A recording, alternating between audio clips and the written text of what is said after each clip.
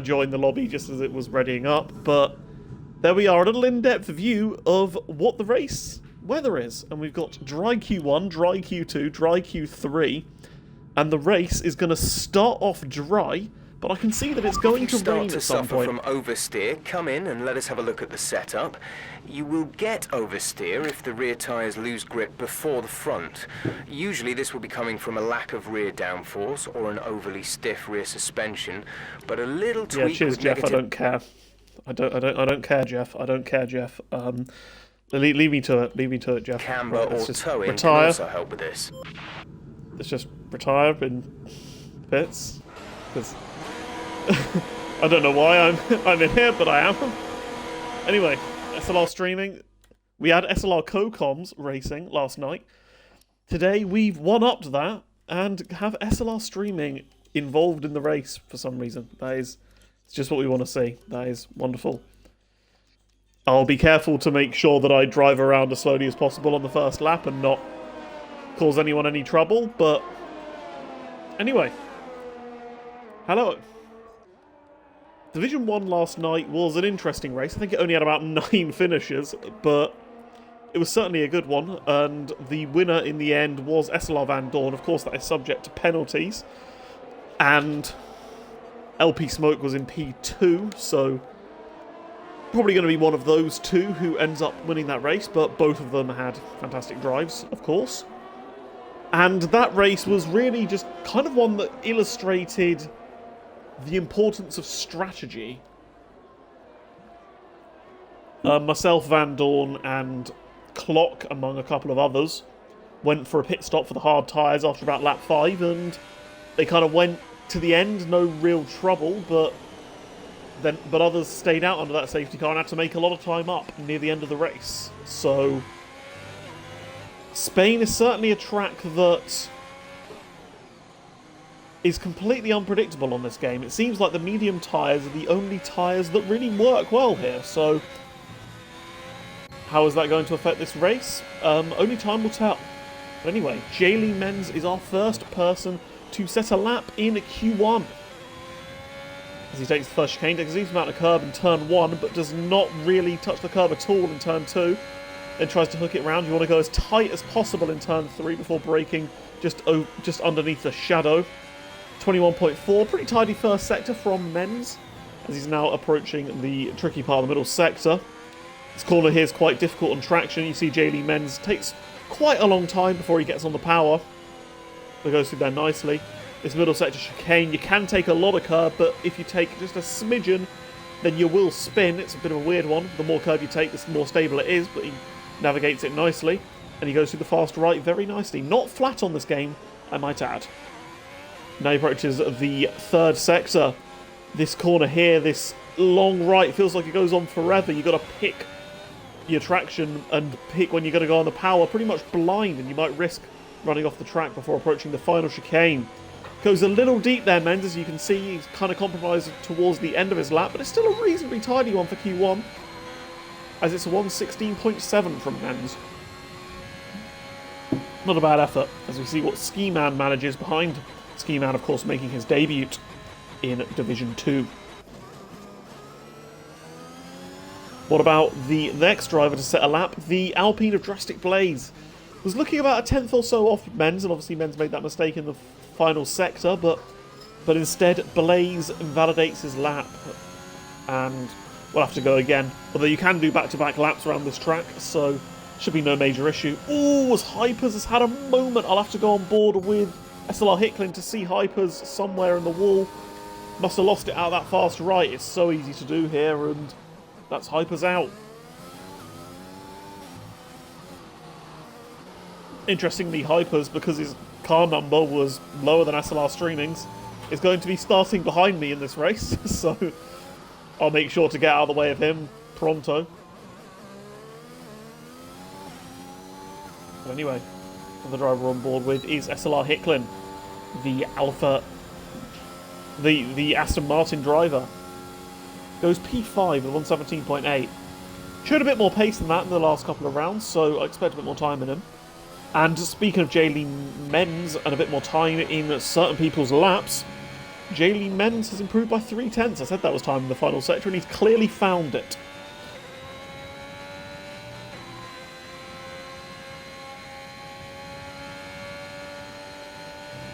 As of now, I think a good person to go on board with will be SLR Jack. Jack, our tip, is probably one of the faster drivers in the division. Can he prove that with a decent quality time? He can. He goes P2.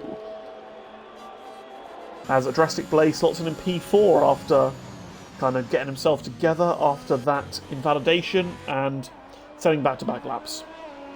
Now OG James 96. Bit of a revitalised character on this game.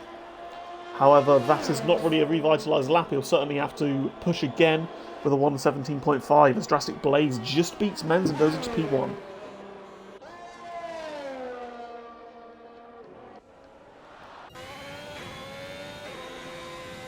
Who's next to cross the line? I believe it might be... Oh, I just cut off Scarborger as he went into the wall. And that is another driver out in Q1.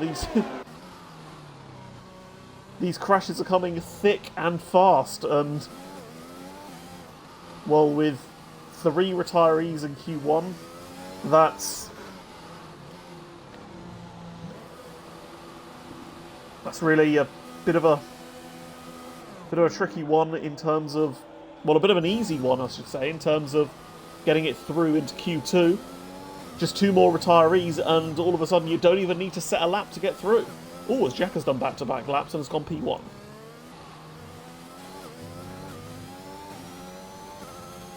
See what Barlow manages, though. One of the quicker drivers, but I'm not sure it'll be a particularly good track for him, but it is good enough to go P4. Sure, he'll be pretty happy with that as a Q1 effort. Speaking of debutants, time to give a little bit of track time to debutant Golden Egg Fryer. Golden Egg Fryer has been given the Williams seat in Division 2 after SLR Evo sadly could not make time regularly anymore and had to give up his seat. And let's see what Golden Egg Fryer is made of. Was saying in the Williams chat to me earlier that he wasn't too keen on this track, but sometimes miracles happen. Sometimes you can just randomly set a PB without even really expecting it at all in a quali session after crashing for about 5 minutes beforehand. Well, crashing for about 5 hours beforehand, I should say. But anyway, let's see how Golden Egg Fryer takes this. Elects to avoid the curves in turns 1 and 2, but it is quite smooth, as he does elect to take a little bit of curb in turn 3. Oh, he takes quite a lot of curb in turn 3, and that's what can happen. He took the risk of riding that curb a bit. It does help the rotation of your car, but it also can spin you as well, and that's what happens to Golden Egg Fryer. As now we can go on board with Division 2 head admin, and I don't think he's... No, Massey is the championship leader at the moment, but championship contender SLR Leah. I know he said that Bahrain and China were 2 of his better tracks, but let's see how he fares in one of his worst ones, in one of his less good ones, I should say, today. Quick driver Leah, so I am expecting a time near the top of the timesheets. As he's now approaching the middle sector chicane. Oh, he dips a wheel onto that curb, and that's what can happen when you dip a wheel onto that curb. You can lose an awful lot of time and just completely compromise your lap, as it just sends you wide. And well, it's lucky you didn't send him into a spin, so you will be able to go for another back-to-back lap. As I can see, yep, he's now backed out, and we'll be going again, as will Golden Egg Fryer. Someone who's going at the moment, or saw just going to a bit of a mad drift out of that tricky middle sector complex, is Ellis. Another debutant, also in the Williams. Looks relatively quick, got on the power quite nicely out of that hairpin in the final sector. Navigates this. Looks like he's navigating this relatively cleanly. Is Ellis. As Nikki says in the chat, S. Payne. Yep, couldn't agree more, Nikki. But what can Ellis manage? first lap puts Ellis P4. That is a great effort.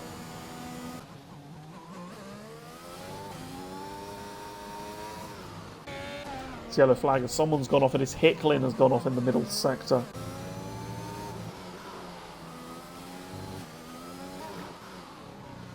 Oh, as Leah has had a moment, Leah is off. Leah has lost it in the final sector, and that is our third crash. Make that fourth crash as Alpez gone of Q1, and well, people are dropping like flies now. That is, this track has been absolutely brutal to pretty much everybody.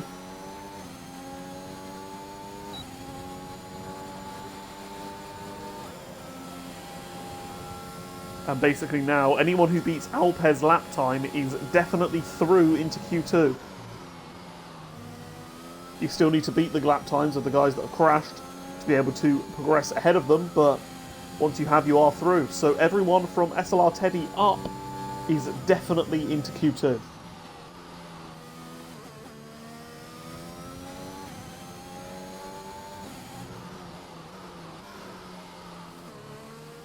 Let's see what Golden Egg Fry can manage. He's currently sitting in the drop zone in P16, so we'll need to find a pretty decent lap if he wants to get himself out of the drop zone. Done one thing that many others have not managed in this session, and that is driving this lap without crashing. Oh, he nearly hits a wheel there. That would have been quite unfortunate.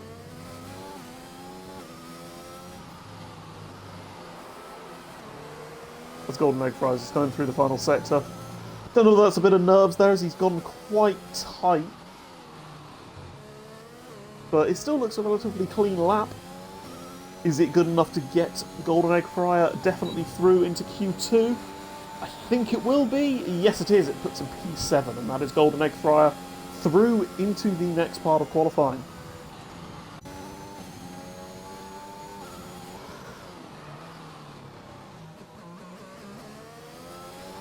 As now on board with a driver who's had a very good opening couple of rounds, ARL Tooman, has elected to go out quite late in Q1.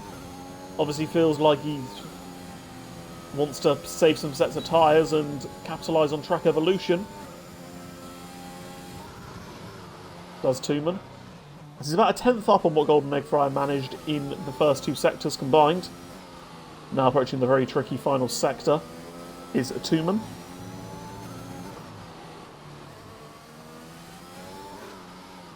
Ski Man has improved his lap on the medium, so interestingly electing to use those in Q1 rather than Q2. But what can Tooman manage? It was quite a nice final sector, and it is a nice enough final sector to put himself on the front row. Of course, it is only Q1. Pretty tidy lap from Tooman, and that is Tooman definitely through.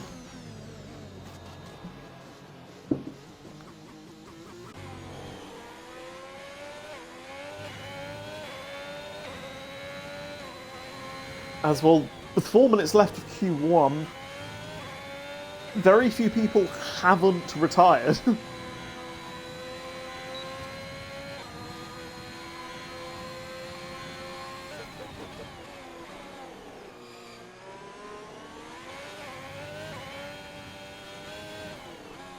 So that means that...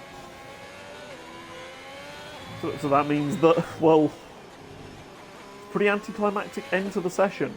We know our 5 people in the drop zone because they are in the drop zone and they have retired, so that's all there is to that.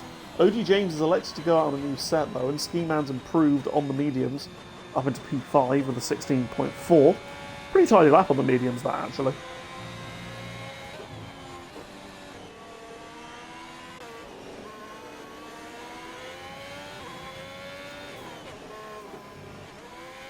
As Hickman says, what a mess, yeah. People not really enjoying the track too much. As let's see what OG James is doing. Obviously going out on a new set of tyres. That's not going to be good if he wants to set 2 laps in Q3, for example. Or 3 laps in Q3 if he messes up one. You do have enough time to do that here. Let's see how OG James is looking pace-wise. Sector 1 looks relatively keen, going quite wide, which will lose you time compared to a narrower line through there. But is level with his previous best. Now going through the middle sector. Slides the car through there nicely.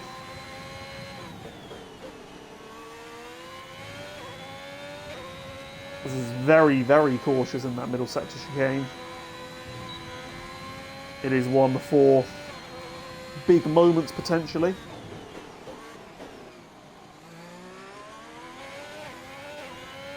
But OG James has been relatively fine with that.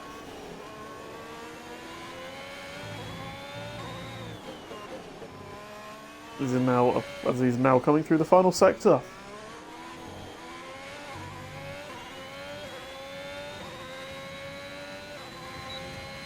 What's this time going to be? It is a 1:16.7. Not sending the timing screens alight, but that's putting it into P9, and that is OG James definitely through into Q2. And that's pretty much that.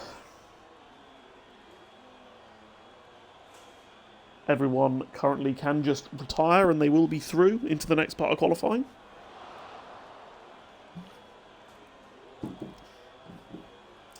With the 5 drivers who are out being Alper, SLR Hicklin, well the 6 drivers being out, I should say, Alper, SLR Hicklin, SLR Leah, SLR Streaming is out, Scarborger and SLR Hypers.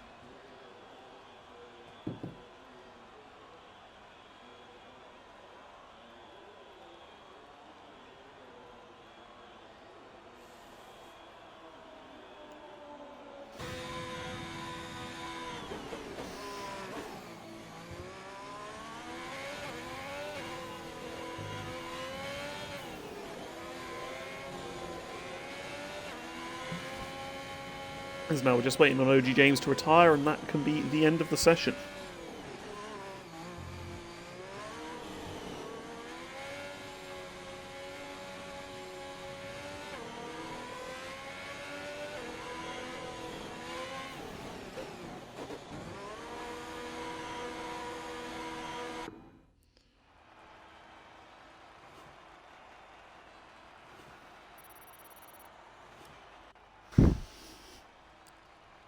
And there we are. That is the end of Q1.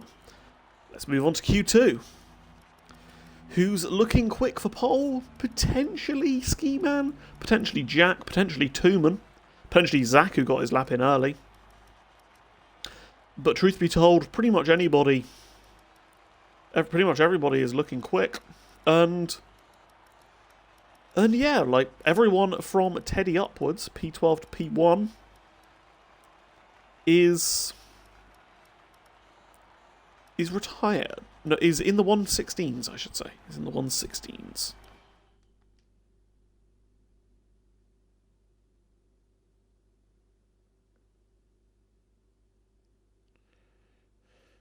So let's get into Q2. Now this is the interesting bit strategy-wise. We saw that there was rain later on in the race. Is that going to affect a driver's choice of tyre? Are they going to try and use the hard compound tyres and try and take them to the rain? Are they going to go on the mediums and try and take them as long as they possibly can? Are they going to go onto the softs with the anticipation that they'll have to make a pit stop? Is anyone going to want to get into Q3 given when the rain is going to come? And how is safety cars going to affect that? Certainly lots of questions that these drivers are going to be pondering in their head now they know that there is going to be rain.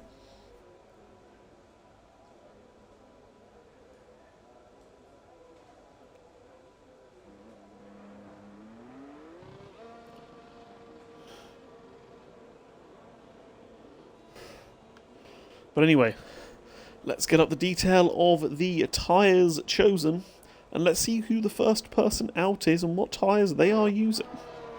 It is Ellis, who is out on the mediums. So there we have it from Ellis.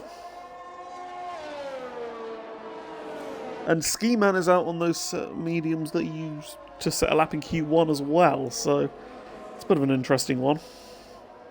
They're going to be very, very worn, but I guess he's going to try and set a lap on softs anyway to get through into Q3 if he wants to do so.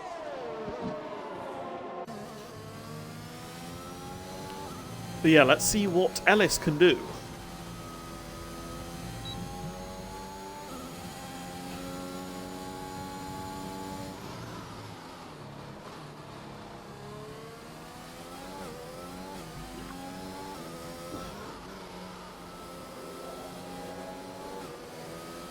It'll be a completely fantastic, high quality.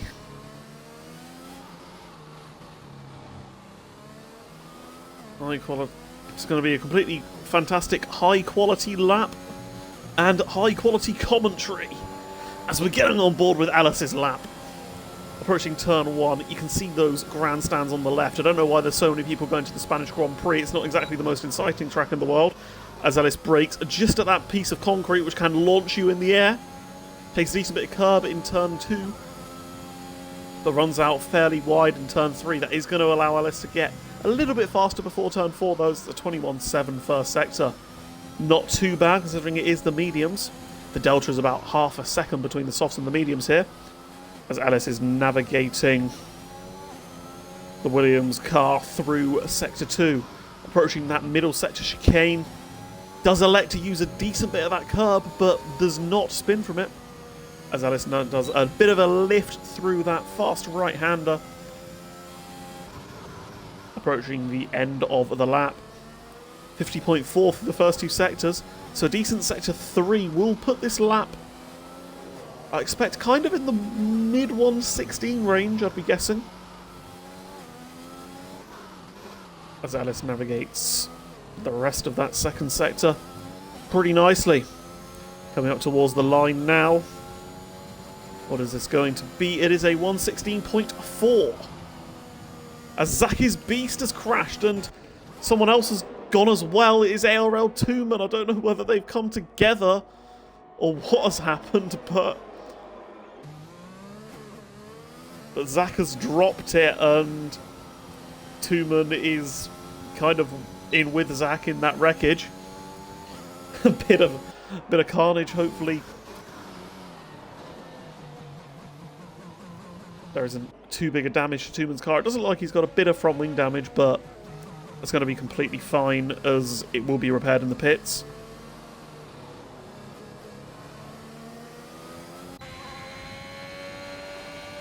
But yeah, continue on with the session. OG James 96 sets a 117.2 on the mediums. So that puts into perspective how good Ellis's lap on the mediums was. So we're now going to see that our next drivers set laps. SLR Jack is interestingly doing one on the softs, as Drastic Blaze is just finishing his goal on the mediums. Couple of tenths down on Ellis in the first 2 sectors, but Ellis did have a quite nice last sector. And yeah, look how much time Drastic Blaze has lost to Ellis in the final sector.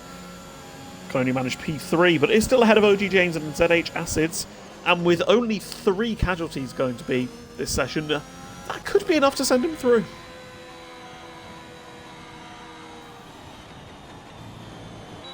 As Jaylee Menz goes fastest of all. Anyone doing back-to-back laps? OG James 96 is. ZH Acids, I think, is. Actually, no, I think this looks like an in-lap. Looks very cautious, yep, going into the pits. But OG James is certainly pushing.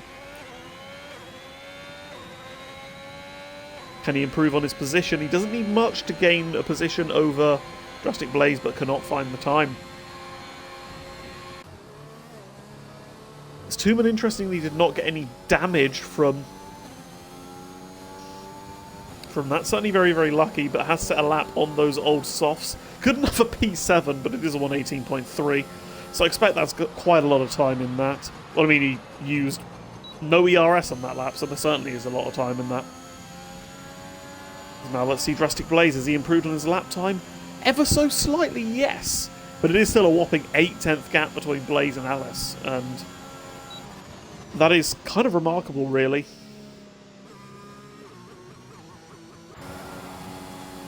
But it does show how difficult it is to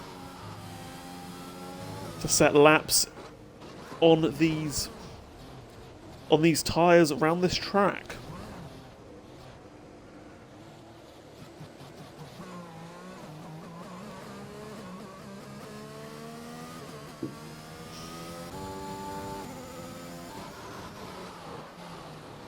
And who's out going to be setting a lap sometime soon? SLR Teddy, I believe, is the next person to set a lap. So let's run on board with Teddy. Expecting Teddy to be relatively quick.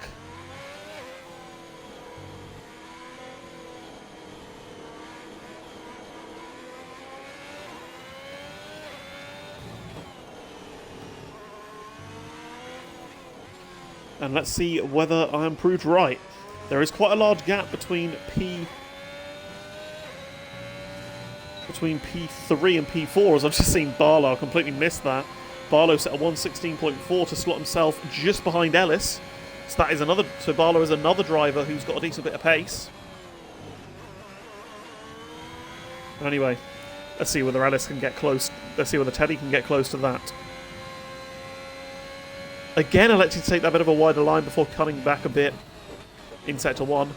As I said, that does lose you a bit of time, but it is a 0.6 in the first sector for Teddy. He's now going through the second sector now. Does get his car flowed through there reasonably nicely. A little bit of a touch of the curb, but that is not unsettled his car enough to cause potential damage. Again, there's another floating tyre on the track. Thank you, Codemasters. We love to see that. As Teddy is pretty much on par with what Ellis set through the first 2 sectors, I believe. So just now has these 3 corners left. Very tricky last chicane. But he does get the car flowed through it nicely. A little bit of a drift on the exit, but he manages to hold the car fairly nicely. And what's this going to be from Teddy? P4. As I'm now on board with Golden Egg Fryer, recovered from his spin. Is now going for a lap on the mediums.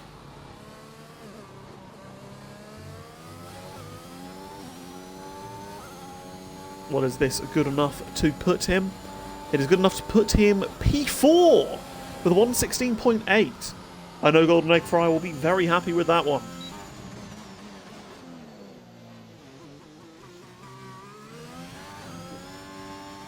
As now SLR Jack, the driver who topped Q1, is rounding the final sector.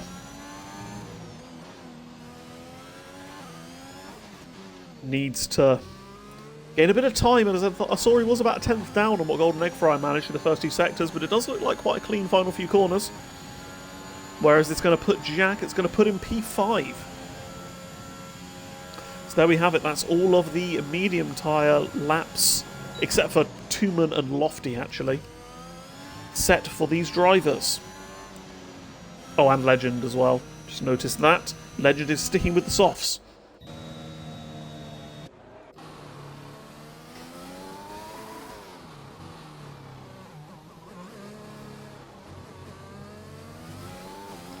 Speaking of Legend, I'm now on board with him. Taking a bit of a gamble here, especially considering there is going to be rain in this race, but maybe Legend has thought out his plan and feels like he wants to start on the soft compound tyres. Quite a lot of understeer through the first 2 corners though for Legend, so it's not the ideal way you want to be taking those, and yep. It's a 21.9 first sector. Still gained time on his previous best, but certainly a lot of time in that if he hooks it up properly. Bit of traffic of ARL Tooman, but Tooman gets out of the way nicely, as expected. As a Legend is now going through the end of the middle sector. Oh, does go quite wide there, and I've done that a few times before myself, but he's very, very lucky not to lose it there, because those curves on the outside, that gravel on the outside is brutal. As Legend is now rounding out the final few corners. Very tricky last couple of corners, but looks like he's done them fairly cleanly. And where's this going to push him? Is he going to put him? Is he going to push to the line? He is, and it puts Legend P7. As Lofty is on a lap time that, as it stands, is quicker than Legend's. So can Lofty get himself into Q3? Locks up a little bit going into the final chicane, but gets the car slowed down through there quite nicely. This looks to be quite a good lap here from Lofty. And it is, it puts himself P5. I'm sure he'll be chuffed with that one. So I've just seen Tooman has made a mistake in the first sector and has had to back out on his effort.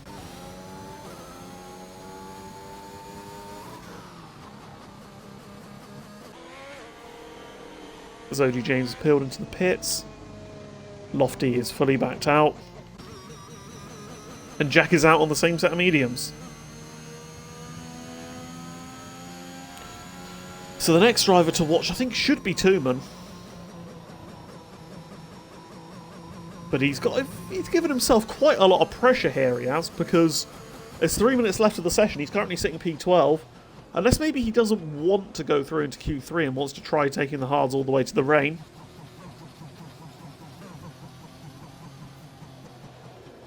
But that will remain to be seen. Looks like he is setting up to go for a lap, so...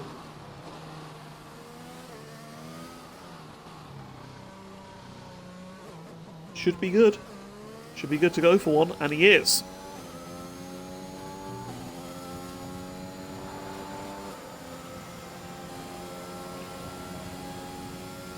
Let's see how Tooman tackles this lap. As I said, a little bit of pressure, but he will have, I guess, one more attempt after this as well, given there is 2 minutes left of the session. As he goes quite wide, completely misses the apex of turn 2, but that does allow him to slide through turn 3 relatively nicely. So 21.7 first sector, 4/10 up on what his previous lap was, but that's really no decent representation of how quick his lap's going to be. Locks up a bit into that downhill tricky left-hander in the middle sector. Is now approaching the chicane, does not want to touch that curve on the inside at all. So how does he take that fast right? A bit of a lift, but it's looking all well and good. As it is a 50.4 through the first 2 sectors, and yet that is fairly comparable to some of the other relatively quick lap times we've seen so far. Goes a bit deep there into that blind right-hander though, so would have lost him a bit of time, but I think this should still be good if he gets the car turned into the final corner nicely, which he does. Coming up towards the line is Tooman. Is his lap time going to be? Yep, it was. Was a quick enough lap time, goes P4.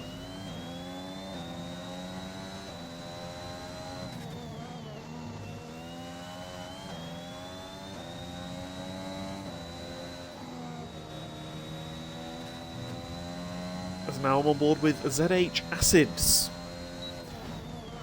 Wasn't as good a first sector as Tooman, but he is up through the second sector, so...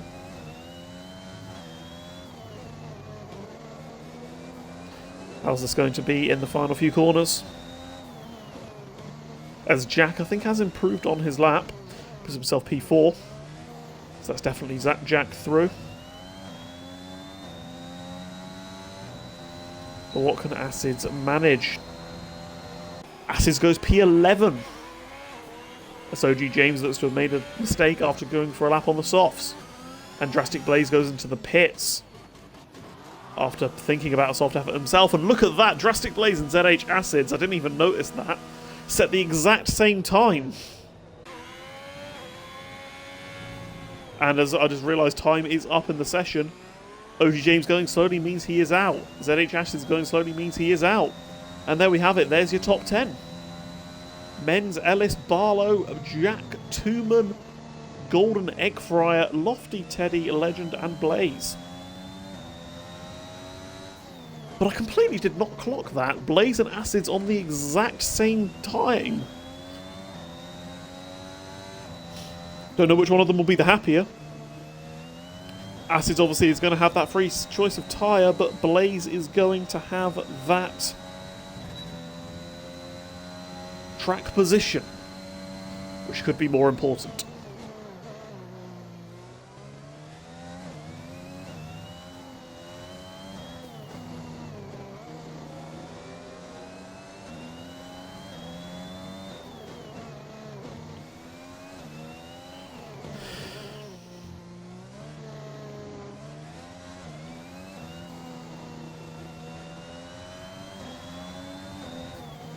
But yeah, now we're going on to the end of the session.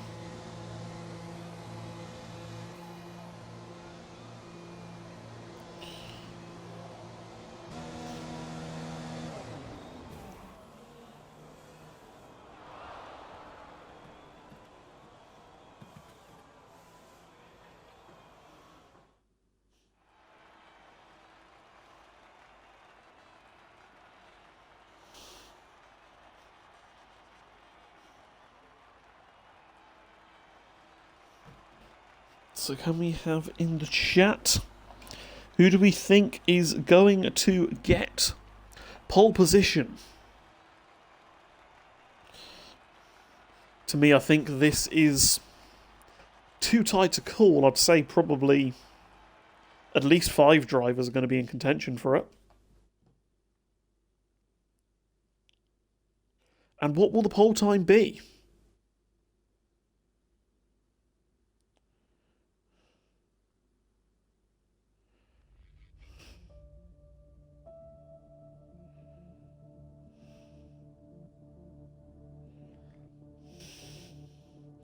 Let's read some of the chat. Golden Egg Fryer says he's happy to just get out of Q1. As it is, of course, his first race in SLR. And yep, it has shown some pretty decent pace. So that is certainly something to be confident about. Sprightly is cheering on Tooman because he is part of the McLaren team. Although there is not a full grid today, so Tooman is not going to be able to score points for McLaren. So sorry to burst your bubble there.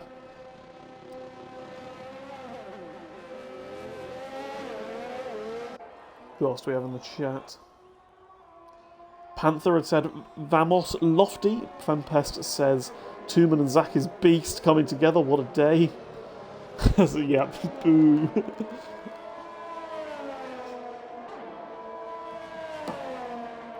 That's one way of putting it.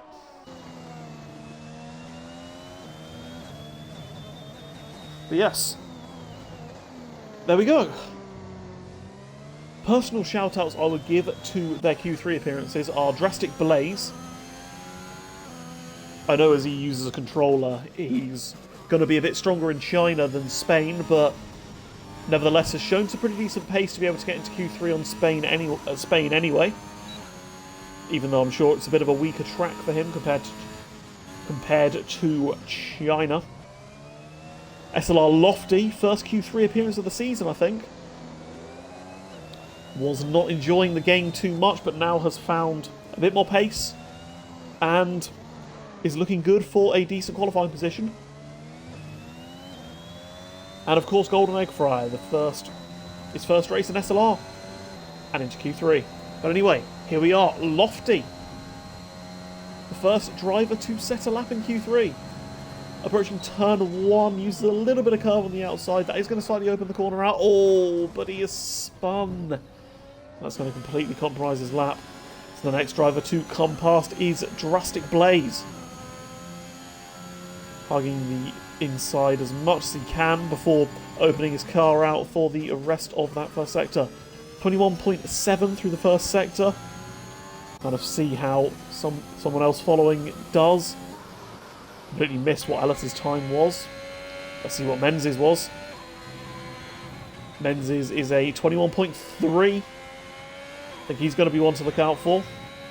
As the others ahead of him set a lap, of course he was at top in Q2. So certainly showing a bit more pace is the BFE owner. As Menz is now just threading his car through. Ooh, that is a spin. Menz is out. He was looking really quick. He was fastest in Q2. But he is out. And that's just added a great opportunity to everyone else because Menz certainly looked quick in that session, but will start no higher than 8th place. As Drastic Blaze hits a 116.6, a pretty tidy lap, but it is beaten by 0.6 of a second by Ellis. What about Barlow, though? Barlow, a 10th down on Ellis. That is so close.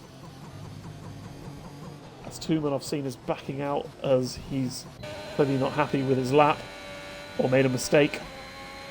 As now Teddy Gets a little bit of a slipstream from Tooman and they nearly hit each other. That could have ended badly. But Teddy is currently up on Barlow by just over a tenth. This could be potentially enough to get Teddy a provisional pole position. He gets this final sector right. Final few corners. Takes a decent bit of curb on the second to last corner. But that is going to unsettle him quite a lot. Has that lost him too much time? It has. He goes P3. I think that was all lost in the final couple of corners. What about Legend? What can Legend manage? Only good enough for P5. As Tooman is pushing again, as is Lofty. Lofty's on the 21.5 first sector. Not too bad from him. He's now going through the middle sector now. This is the place, of course, where Men's just crashed. Oh, and Lofty has a moment there as well, and that is basically his lap gone. 2 attempts down on what Lofty managed through the first sector. There's a yellow flag, and that is, I think that is going to be Golden Egg Fryer. Yes, it is Golden Egg Fryer. We had a moment. But Jack hasn't had a moment. He had a moment on his first lap, but what about the end of this one? Good enough to put himself P5.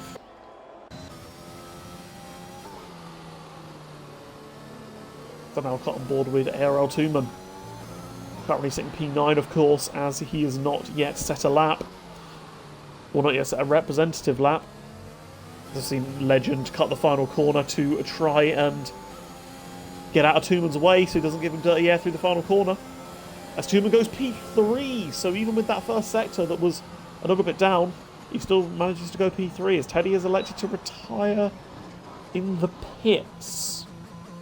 It's an odd one. I don't know whether he's run out of fresh sets of tyres or what, but Teddy is retired. And Barlow, I completely missed actually, he improved his time, but is 7 thousandths of a second off Ellis.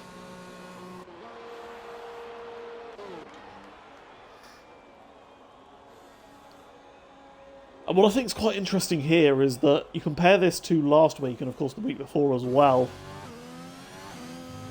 and we're certainly seeing a lot more spread out times than we were in the previous couple of weeks.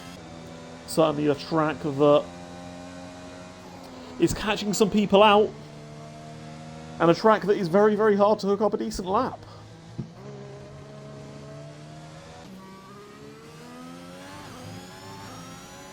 Golden Egg Fryer lost force feedback in the last sector and couldn't take control until halfway down the main straight. Yep, force feedback issues are always absolutely fantastic when you get them. Hopefully they're sorted for your next qualifying lap though.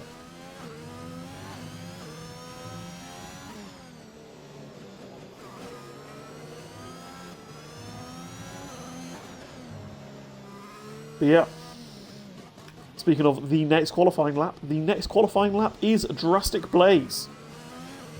Gone out at a completely different time to everyone else, so he has the track to himself as he's approaching turn 1 now. How much curb does he take on the outside? A decent amount. That is, as I said, going to open up the corner. But a little bit of understeer is probably going to compromise his line for the next couple of corners. Still relatively clean though, as it is a 21.6, so he's a tenth and a half up actually. And if Drastic Blaze can find a few more tenths, he could potentially get near the top 4. Needs to absolutely send it here though. This is going through the middle sector chicane. Oh, that is not what he wanted. Does touch that curve and then dips his car into the gravel. Would have lost him a decent bit of time. But he's still 2 tenths up, and well, you just have to think what this lap would have been if he hadn't have dipped his car into the gravel.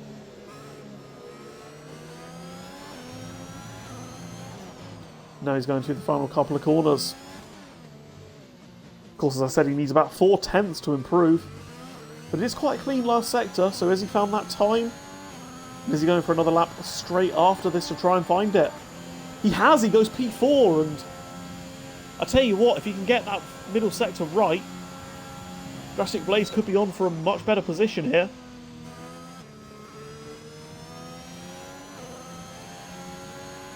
As I'm going to stay on board with him for his second lap in a row on these tyres. First sector is 5/10 down though, so maybe not. The next person to set a lap is the guy in provisional P2, SLR Barlow. Does hug turn 3 very, very tightly as he's up on his time through sector 1 by 0.08 of a second. He does not need to find much time at all, Barlow. Just keep this up and you're on provisional pole. He's going through the middle sector now. Oh, commentator's curse, and he is invalidated. The next person behind him is Golden Egg Fryer. Going through that very tricky middle sector chicane.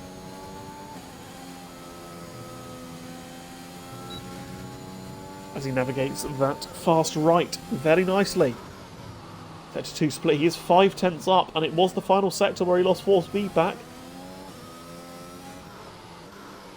So if he gets that right and is not AI controlled, then potentially looking at a top 5 or top 6 here. Just 2 more corners to go. They all look well and good. What is this going to be from Golden Egg Fryer? I personally have no idea. It's good enough for P6, just behind Teddy. That is mightily close. As I'm just on board with Ellis, and Ellis is a 10.5 up. Ellis is, of course, a person on a provisional pole position. Can Ellis fill the shoes of championship leader Massey and take his car to a pole position? It is a 1:15.7. That is a cracking lap from Ellis, and that's provisional pole by 0.3 of a second. But Barlow's up by a couple of tenths. Could this be a challenge from the Aston Martin driver? It's 3.5 tenths now. This could be good for Barlow. He's got to keep these final few corners up and keep this time up. And he could get this. Just 3 corners to go now for Barlow. So the tricky final chicane must not get too much curb, and he looks like he's managed that. Now up towards the line. Is this good enough for provisional pole for Barlow? I think it might be. It is. It's a 1:15.597. And I'm sure he is absolutely chuffed with that. That is a great lap from Barlow. What about Jack? Jack slots into P3. As Golden Egg Fries a 10th up on what his lap was. But he ends 10 seconds down. He must have made a mistake in the final sector. And speaking of mistakes, Legend has made one as well. As Lofty has just run out of time, I've just seen for his lap. So the only person that can challenge Barlow is ARL Tooman, who's absolutely sending it, and that is what happens when you send it. You can hit the wall like that, and that is what he has done. So it is SLR Barlow on pole position.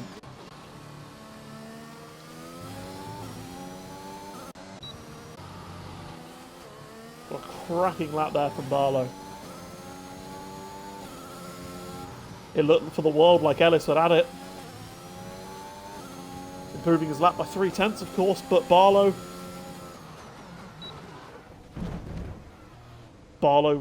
had other ideas. And sets pole position. And sets a pole position lap that might be his first ever pole position in SLR as well. And Barlow is going to lead the field away for this race.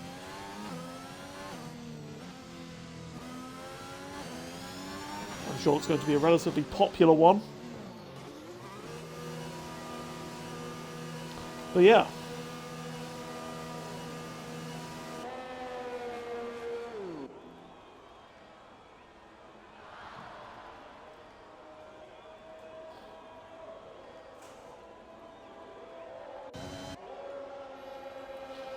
How's the race going to be?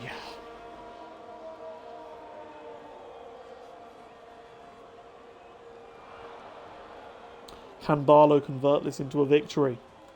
Can Ellis get back at Barlow for nicking the pole position right at the death. And what can the likes of Jack and Tooman manage?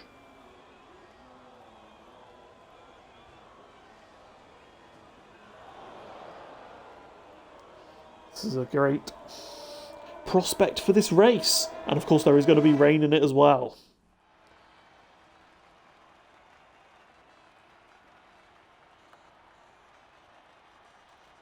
So there we have it. P1 SLR Barlow, 115.597. P2 Ellis with a 115.735. The only two drivers into the 115s. Then P3 is SLR Jack with a 116.016. And ARL Tooman is in P4, but 5/10 off Barlow. And then we have Drastic Blaze, SLR Teddy, and Golden Ed Fryer, all with 116.2s in P5, 6, and 7. Fine margins showing just how easy it is to just gain and lose a few positions at this track from little mistakes. Then we have Legend in P8. Went a lot quicker than his Q2 time, so I'm sure I'll be pretty happy with that lap. Then Lofty in P9 and Men's in P10, who of course crashed in qualifying.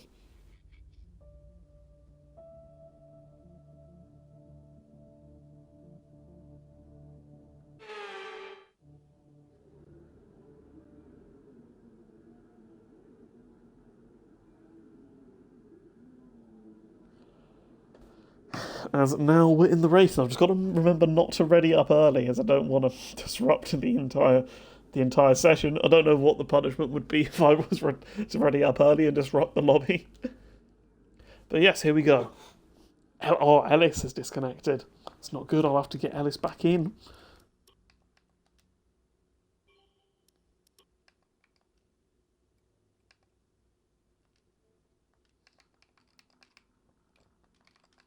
I believe it was Ellis 37.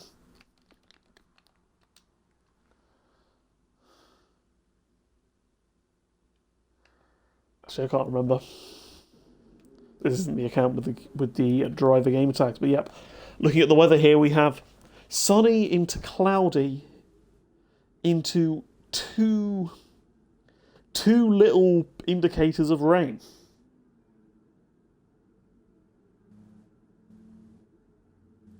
So, when will that rain fall? Will they be able to stretch the mediums to the rain? And what will they do?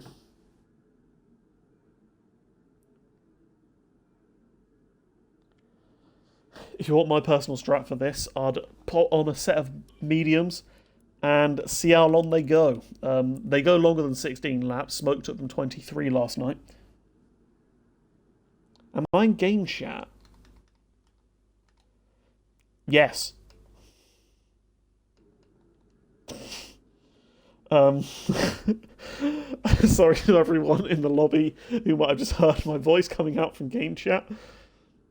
But yeah, I'm now in party chat. I mean, you could hear me either way anyway. But yep, I'll get out of game chat so that nobody can hear me who are racing.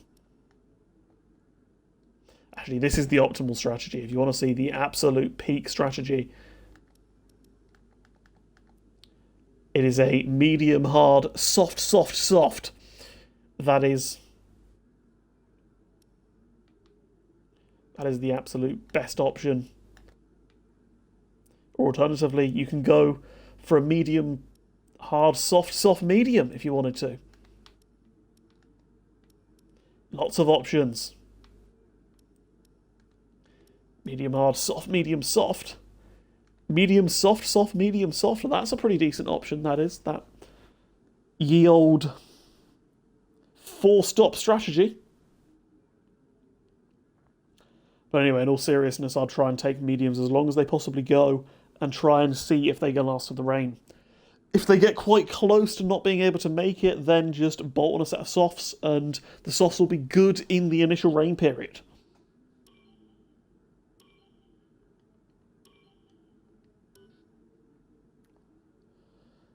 But yes, that's personally what I would do. And it looks like it will rain and it will get wet enough for intermediates, at least, before the end of the race. So that does mean that drivers do not have to worry about using both tyre compounds.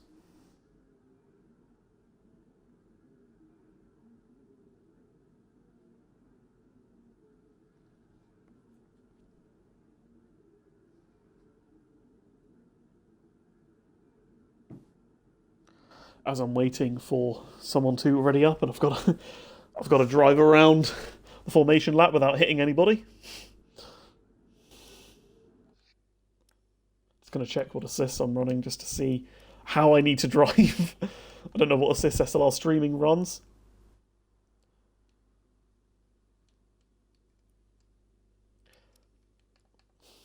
Okay, so I can just drive around just as if nothing's happening.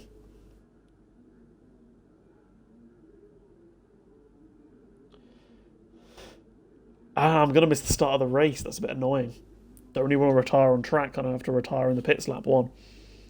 Although if I go far enough back, then maybe retiring on track would not be a bad option.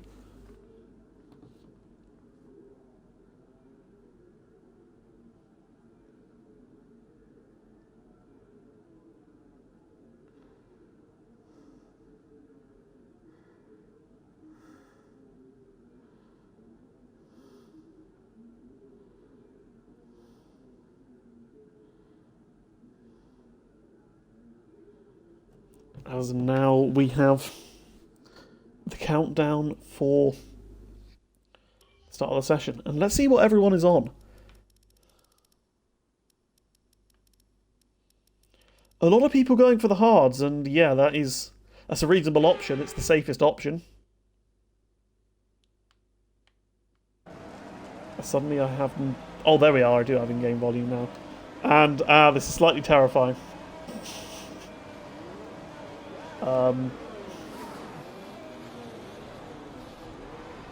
Just pull off to one side so I don't affect those guys. All's Lofty's had a pretty shoddy start. Yeah. We have a fantastic view of the first lap.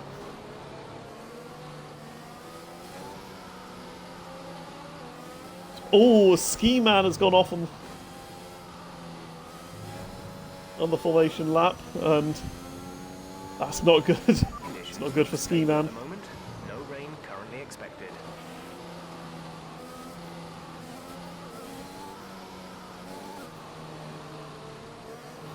Anyway, I'm going to miss the first lap of action, so apologies for that in advance, but should be able to bring the rest of the race once I have retired. Just going to let Ski Man go here.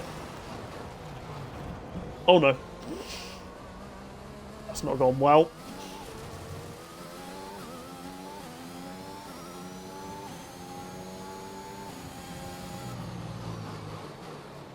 Get back so I don't give everyone cold tyres.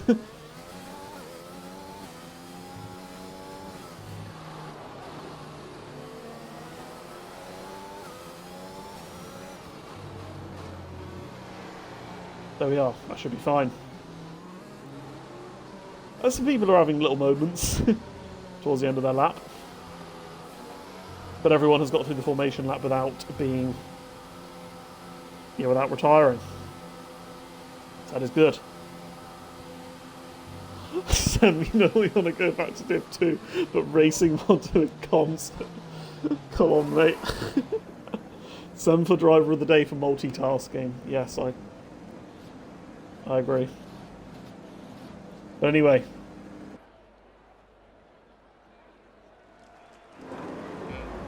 What's going on with this race?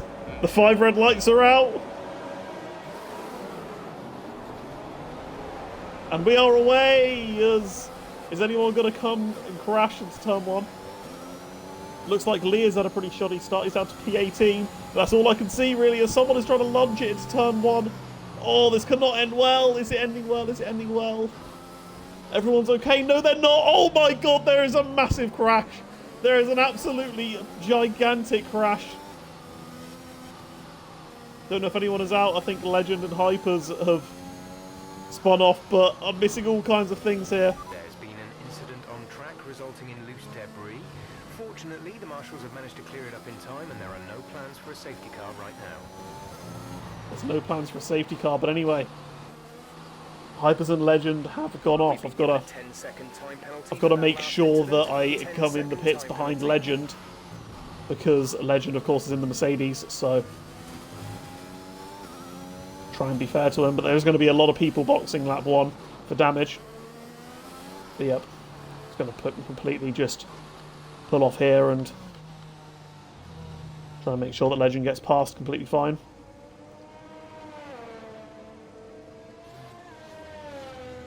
There we are. But anyway, I'm really interested to see who's in P1. Let's have a look at the race director. Tuman's lost out a lot. Ellis is in the lead, Barlow in second. Blaze has gone up to third, and Menz has gone up to fifth. Interesting.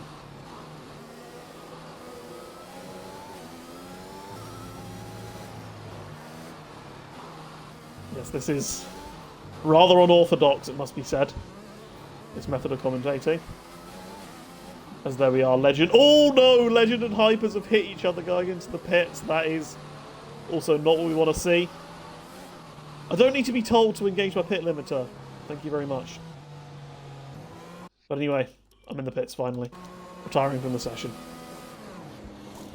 And let's just wait for Legend ahead of me to lose his, to save his front wing. And we can get on with the race. As Ellis is in the lead still, with SLR Barlow in second, as I said. Drastic Blaze in third position. And looks quite quick off the start, but as does Menz. Menz was quick in Q2, so I'm expecting him to be quick here. And look at the position changes. Big gainer is Menz. Another big gainer is Leah, who had a bad start.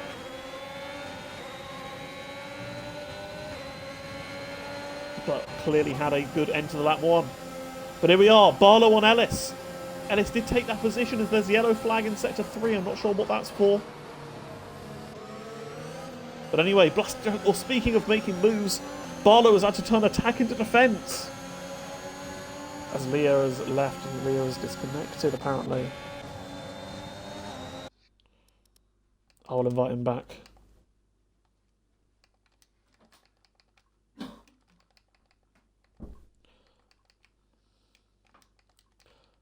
As whoever that is behind him is clearly having some trouble with Leah's AI.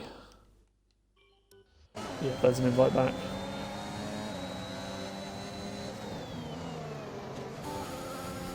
As anyway, moving on to the battle of the lead for the lead again. Barlow is looking really racy and looks like he wants to get past Ellis ASAP. But Teddy has got past Blaze whilst I was trying to invite Leah back. Absolute carnage of a start. Lofty had quite a slow formation lap, but has gained a position and is running in 8th as well. But anyway, the top two are Ellis and Barlow, with Teddy looking like he wants to get past Barlow here, and Barlow's not really using any ERS to defend. But Teddy's got a massive run. Is he going to think about making a move on both of them, both Barlow and Ellis? No, he thinks better of it, and Teddy is up 4 positions. Could it be a 5th as he's really looking racy and really wants to get past Ellis ASAP? He's thinking about a move to the inside. Ellis gives him room. Is Teddy going to go around the outside here? They're going wheel to wheel. The Haas and the Williams. Ellis is still giving him room, and Teddy, it looks like he's made the move all the way around the outside. Teddy takes the lead.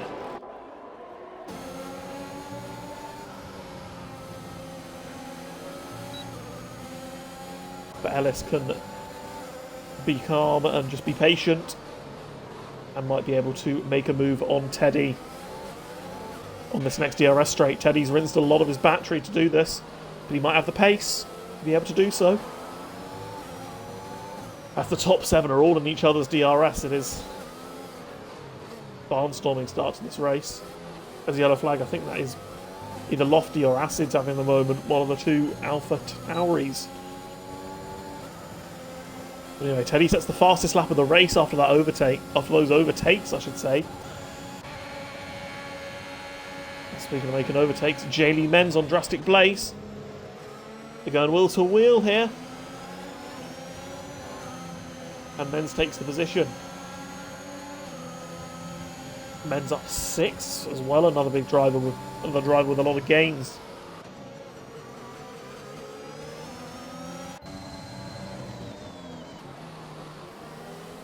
as further up the field. Teddy is not really pulling away despite his initial pace. There's the yellow flag. Oh, that's golden egg fryer. Looks to escape damage, but must have had a little bit of a spin. As Hypers has had a spin in the final sector, but he's of course a lap down. As that is a fantastic broadcast view, thank you.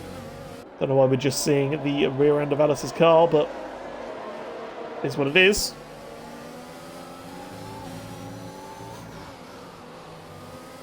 But anyway, the most important thing for Ellis is to be looking ahead. Oh, as I say that, Ellis has had a moment. He's lost the car on the curb and has dropped down from P2 to P5, and that might even be even worse as Toomann's behind him. Got to have a better run because of that. Toomann's going to go up the inside of Ellis here. They're going to go side by side into turn 1. And Ellis has to concede the position to Tooman. So the McLaren driver gets himself up into P5.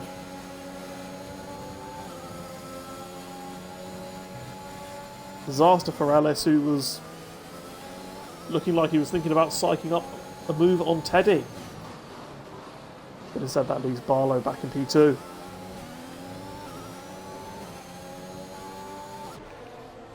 As Ellis has had another off. Ellis is down in P7 and he's going slowly.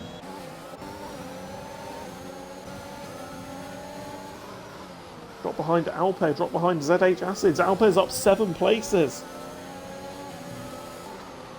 A disaster for Ellis. There's a yellow flag and that is Leah.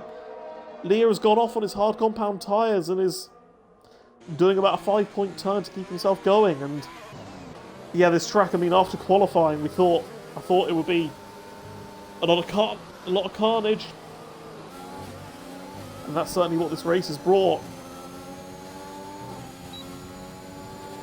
But there is certainly a lot left to this race. Barlow's going to see Teddy's red light flashing, which means he is running low on ERS, has got less than 10%. And Barlow knows now he can just kind of just bide his time as he sees that Teddy's got a penalty now as well. That's even more excitement for Barlow, as he doesn't even have to try a move. He just needs to make sure that he doesn't get any penalties, and Teddy is his at the end of the race. Barlow certainly looks quick, and JD Menz has been looking quick all the way through this and has a lot of ERS, so might be wise for Barlow to make the move, actually, considering Menz and the pace he's shown so far in this race. Of course, up 7 places is Menz. Menz certainly is not one to back out of a move, and he's proving that with an electric start so far. Let's just get up the tyres now. The top 7 are all on mediums. Alper's looking pretty strong on the hards, and if the hards make it to the rain and the mediums don't, then Alper could be looking for a pretty decent finishing position here. As Barlow's using a lot of his battery, and is he going to try and move on Teddy into turn 1? No, he stops using his battery and thinks better of it. Someone who is trying to move his ARL2 but on Drastic Blaze, and well, DRS is not even a contest. Tooman takes P4 and can think about chasing after the top 3. Tooman showed what his pace was like in China, and can he show that pace in Spain as well? As the yellow flag in sector 1. Someone's had a spin, I think that's Acids. And he's got a 5-second penalty for a severe collision with Alper, so I wonder whether they came together to cause that. Speaking of Alper, he's just overtaken Lofty and moved up into P7. Frantic first few laps.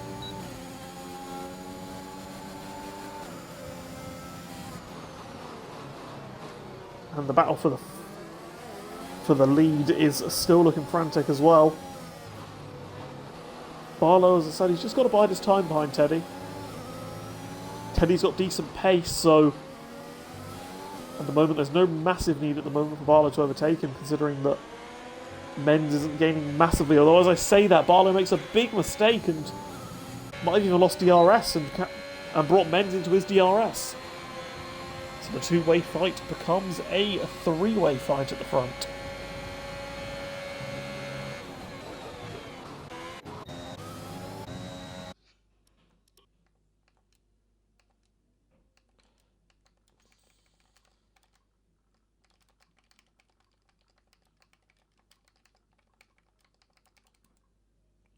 So I'm just sending Golden Egg Fryer an invite. As he said that he got kicked from the session.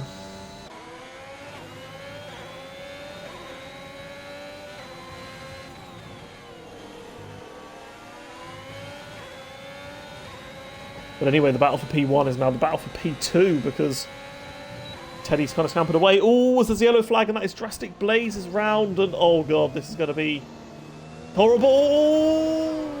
Lofty just misses him, and that could have been big, but Lofty came into that section with enough caution and did manage to just about avoid Drastic Blaze. Otherwise that would have been a huge crash. Oh, there's a yellow flag in sector 2. The Mercedes of Legend, who's already a lap down, I think. I'm really not having a good race, this one, Legend.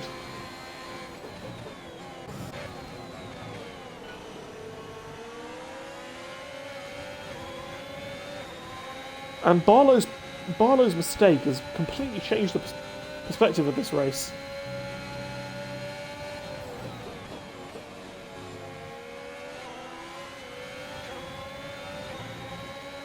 Because rather than looking to be able to just stay behind Teddy comfortably, Barlow's now going to look behind him.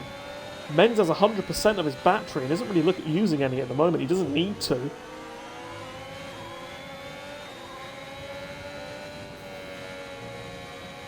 Well, this is definitely going to allow Menz to maybe think about a move on Barlow anytime soon. And then suddenly Menz is the person in effective P1 after Teddy's penalty.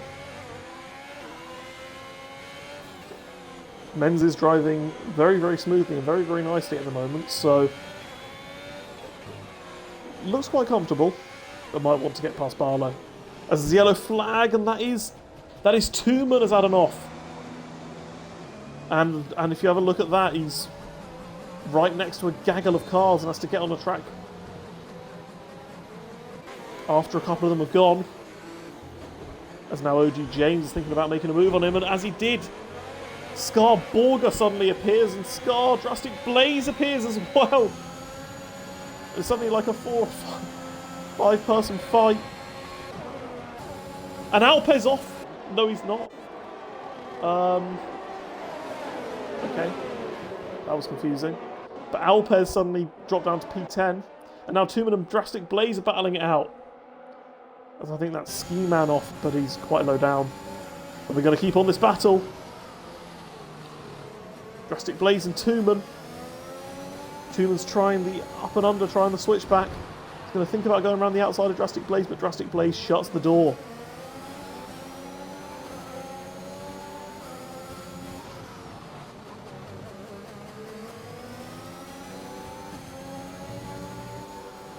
As there's a yellow flag, and that is Scar Borger has had an off, and he's lost his entire front wing. I'm very surprised there's been no crashes in the... Oh, as I say that, Alpez just had a crash.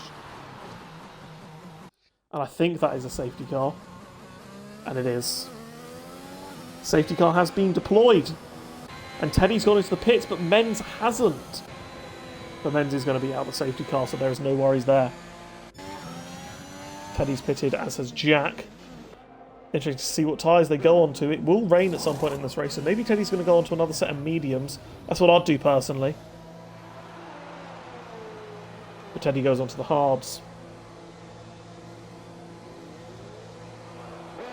What about Lofty? What tyres is Lofty picking? Lofty also going for the hards. What about Tooman? Tooman goes for the set of mediums, and that is the smart decision, I think. That is quite... It's quite a sensible one for Tooman. As it is going to rain, so that is definitely going to... So they are definitely going to be able to make it to the rain period, and he won't need to use 2 different sets of tyre compounds. And Drastic Blaze, Hicklin, Leah, Scar Borger, as Acids are doing the same.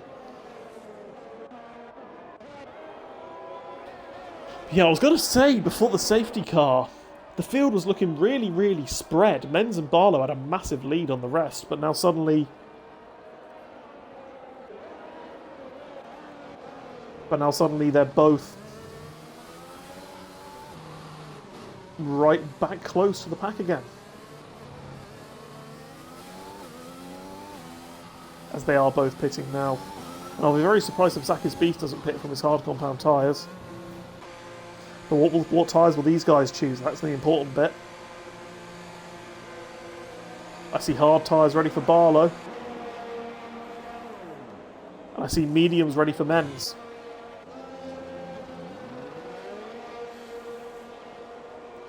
So that is perhaps pivotal in this race. Menz's tyres will be able to go to the rain and they will be a lot quicker. But is Teddy going to jump them? It's going to be quite close. It's going to be really close, but no, Teddy does not jump them. He thinks about trying a move on Barlow, but does not. And if I'm being honest,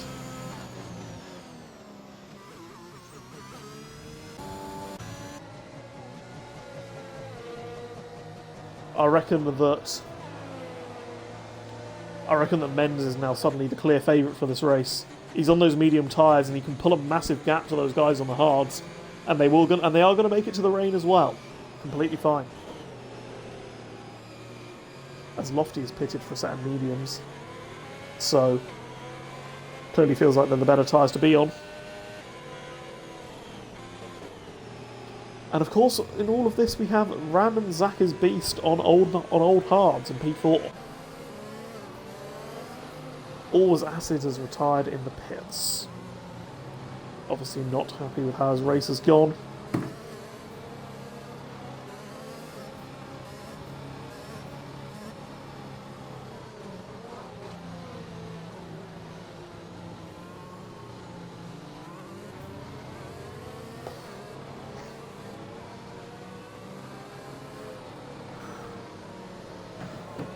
I wonder how long the safety car's coming out, because the field is still not anywhere near bunched up together.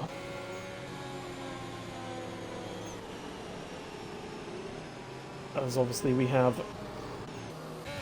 Well, look at this, we have Lofty just basically going to be driving just a regular lap trying to catch up. And maybe Lofty has gone and done those 2 pit stops. That could perhaps be for a decent reason for Lofty, because if there is no rain, then boxing onto that second set of mediums, these mediums will make it to the end, and they will be better to go to the end than the hards, because the hards are an awful tyre compound here. So Lofty's basically covered both bases here, I'd say, and in pitting twice, whilst he is down in 14th, of course, pitting twice is going to allow him to be able to make it to the end, having used both tyre compounds, and have the better tyres to take him to the potential rain period. It's not an awful decision for Lofty.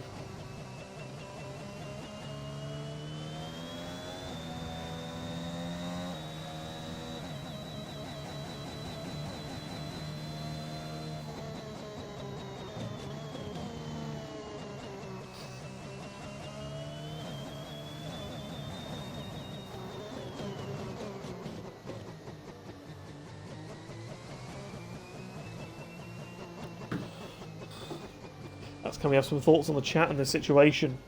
Nicky says, go on Tooman.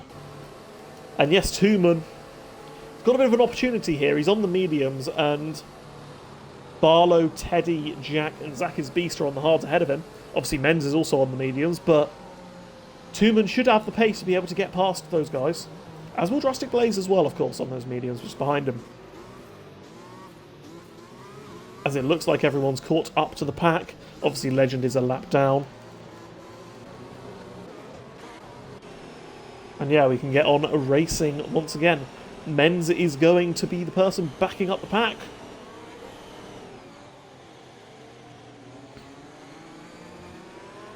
When is Menz going to go? Looks like he's gone now. And we are back away.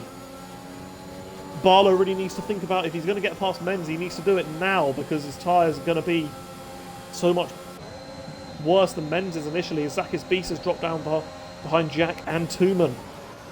Tooman's already thinking about making moves on those medium compound tyres. Gets past Jack as well, moved up 2 places on the start-finish straight alone. As further ahead, Barlow, Teddy and Menz have stayed as they are. But now Drastic Blaze is thinking about making a move on Zach. Got so much more grip on these tyres, but cannot make the move yet.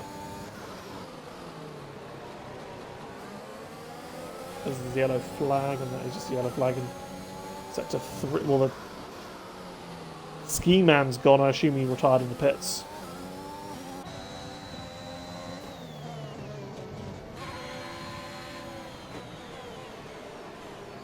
As looking for the battle for the lead, Menz has already pulled a 1 second gap to Barlow on those medium tyres.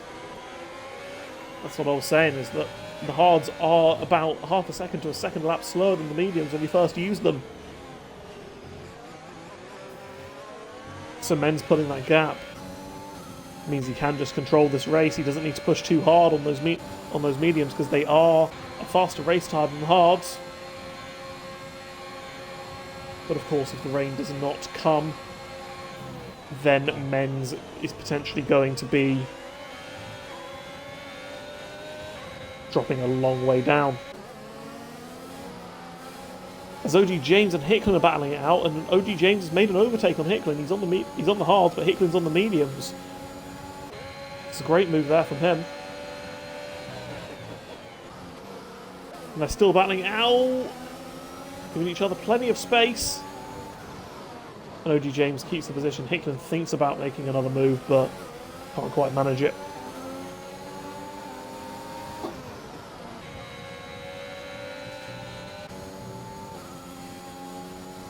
As let's ride on board with Tooman for a bit, because he has a good next couple of laps, then he could potentially get himself ahead of Teddy and Barlow. Of course, on their hard tyres compared to his mediums. As Ellis and Leah are battling it out. And Ellis keeps the position over Leah.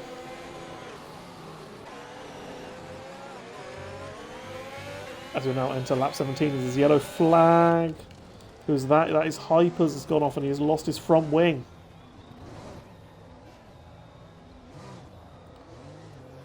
It's not exactly been the most enjoyable race for Hypers, as a loss of the front wing means another trip to the pits.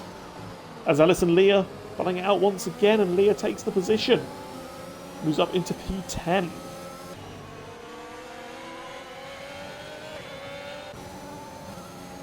As now you have a look at the battle for the lead, and the gap between Menz and Barlow is just over 2 seconds, so Menz at the moment does look like he's in control of this race.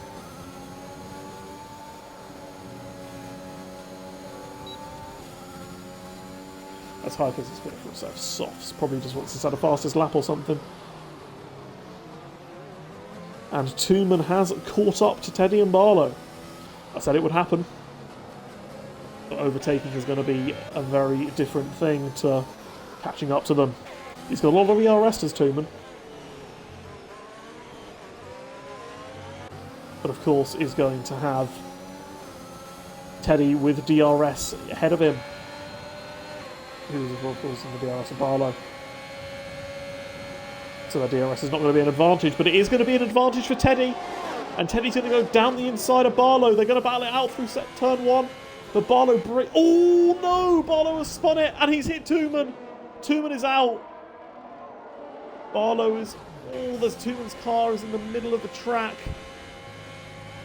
And Barlow's got a 5-second penalty for that collision, and there's another safety car. Wowie, that is gutting for Tooman, and you'd have to say, really, there's just absolutely nowhere for him to go as Barlow has lost it on the curb, and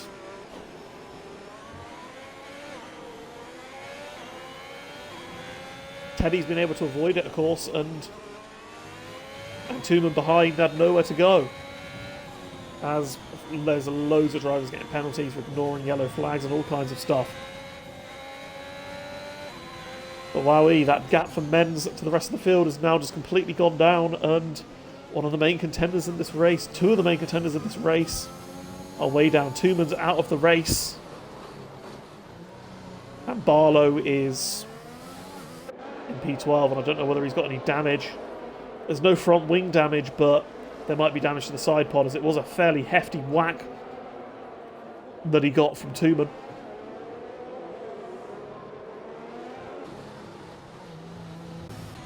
Yeah, that is gutting for the McLaren driver.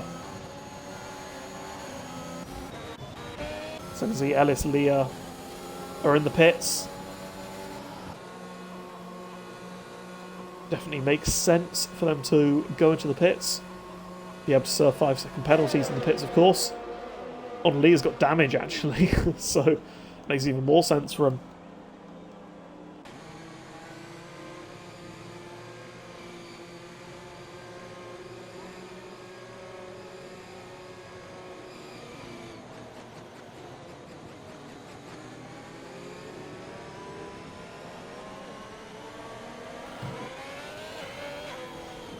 But yes, safety car number 2 of the day, and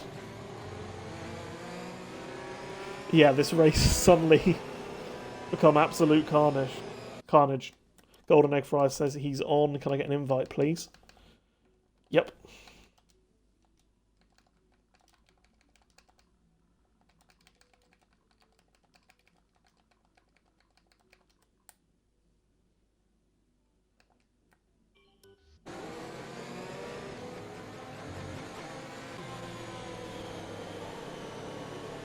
And yep, there is the invite. Zaki's Beast is still persisting with staying out on the hard tyres, so kudos to him sticking with his guns.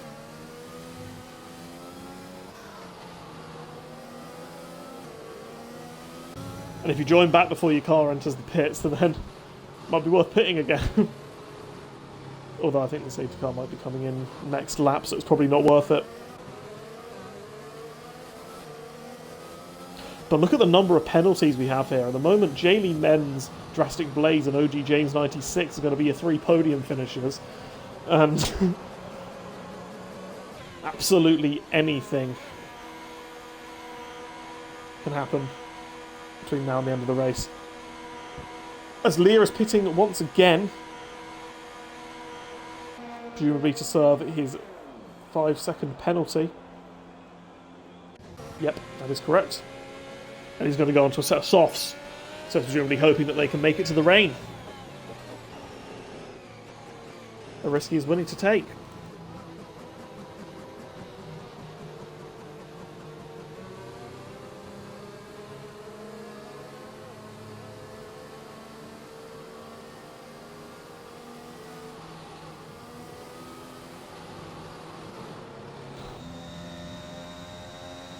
And another person the safety car benefits, as I said, he's still in this race, is SLR Hypers. He's had many, many offs, but he is going to be able to catch up to the safety car.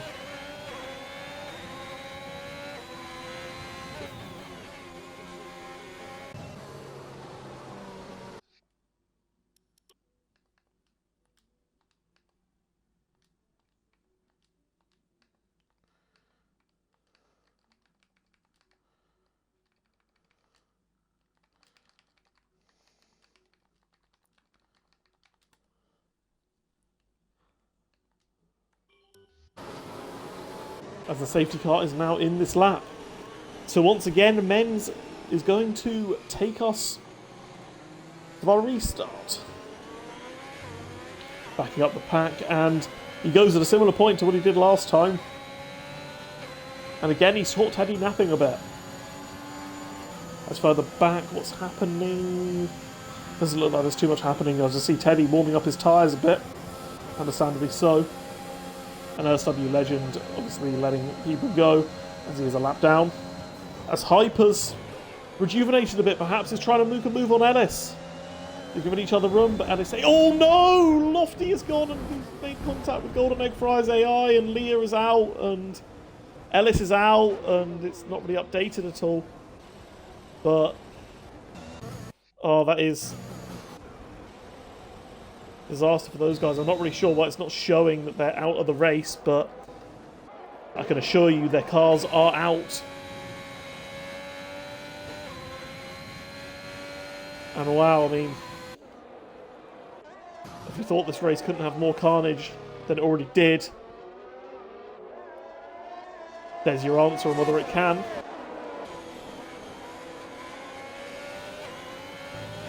Another few drivers out of this race.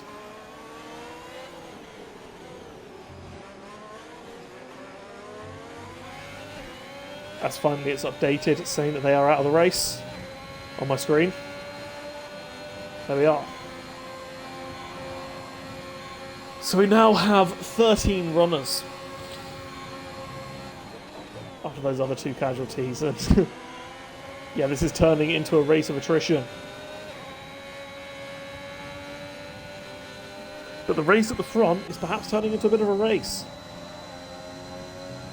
SLR Jack looks quite slow, and Zach's Beast is looking really racy, even though he's on the whole 21 lap hold hard. Is he going to be able to make a move on Jack here? He's looking pretty good, as is Drastic Blaze, of course, behind on those newer mediums. And now all of a sudden Barlow's got himself back into the race. He's running a P9. He still has that 5-second penalty that he did not serve after that collision with Tooman.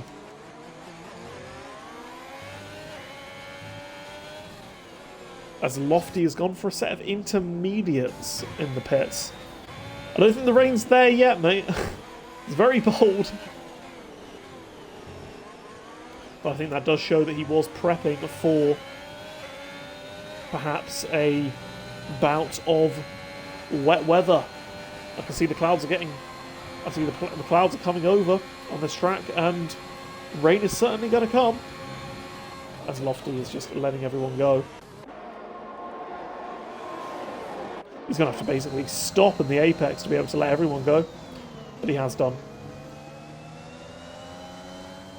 And yeah, that's a real shame from Lofty, as running quite well, but either someone hit him or he lost it and is out of this race. I wonder whether Jack's got floor damage or front wing damage or rear wing damage or just any kind of damage that we can't see, because I'm really surprised that Zach's Beast is managing to stick with him, because Jack's on a lot newer tyres and you'd expect Jack to be able to pull this gap, but he's been unable to.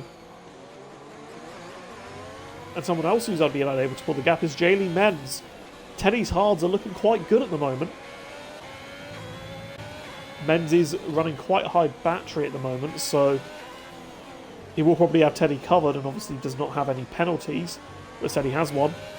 Oh, so there we are. There is the rain. It is beginning to fall. I think we're still a few laps yet from the guys needing to change tyres. Although Hicklin has dived in immediately, seeing that rain. But Teddy is going to go around the outside of Menz, and they're going to battle it out for the lead. Further behind, Zach's Beast has made the move on SLR Jack. As Legend picks up a time penalty.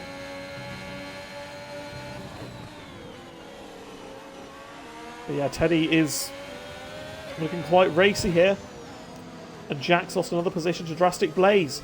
Drastic Blaze and Jaylee Menz are surely going to be the quickest 2 cars in these conditions on those medium compound tyres. Well, I mean, Golden Egg Fry is going to be quite quick as well, as is Hypers. But yeah, Jack is falling back like mad, and does look like it's potentially nearly time to come in for those intermediate tyres. But what do you do if you're the lead guys? There's yellow flag, as I think that's Hypers has gone again. Yeah, I think what you do is you've got to monitor the gap with Hicklin. See whether Hicklin is looking quicker. If there's any race engineers, that's what you need to be doing. Seeing if Hicklin is driving quickly on those intermediates compared to these guys on their dry compound tyres. As Menz gets all out of shape, and Zach's Beast, Drastic Blaze, SLR Jack, Scar Borgum, like everyone's coming in, apart from the top 2. Could these guys be caught out here? Everyone, and I mean everyone, apart from these top 2 have come in. And if you look at this, they are really struggling here.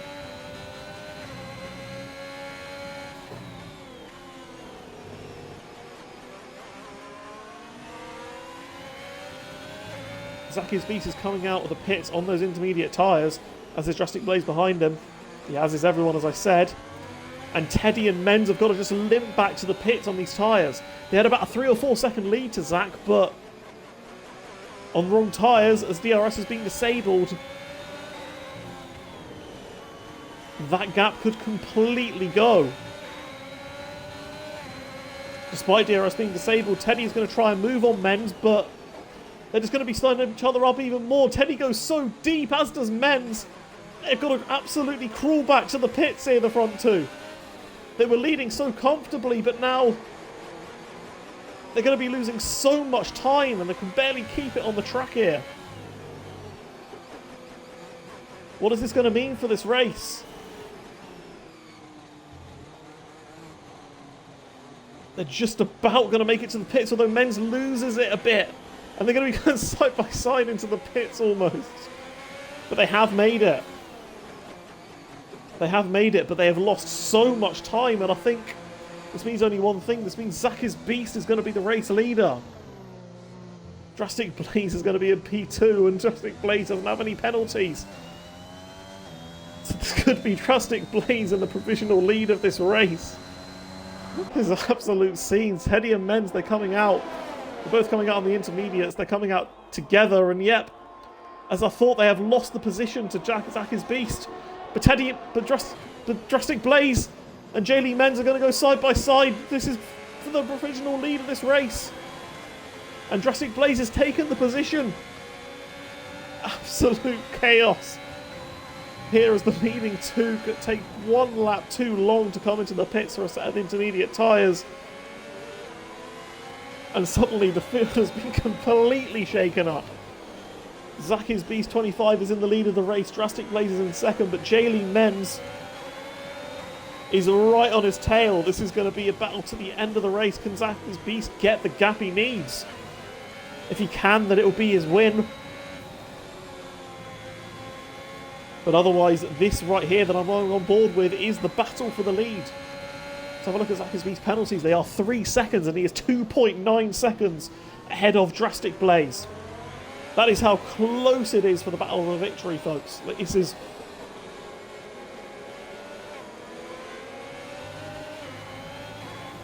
absolutely mouth-watering stuff. Teddy picks up another penalty, and yeah, you just think if one of those top two had gone into the pits that lap earlier, they'd be quite comfortable in the lead, but instead they've lost the position to all these guys behind them. More to these guys behind them, Zach's Beast and Drastic Blaze. They're lucky it's not gone worse for them, actually, given how close everyone was, but anyway. The top three is Zach's Beast, Drastic Blaze, Jamie Menz.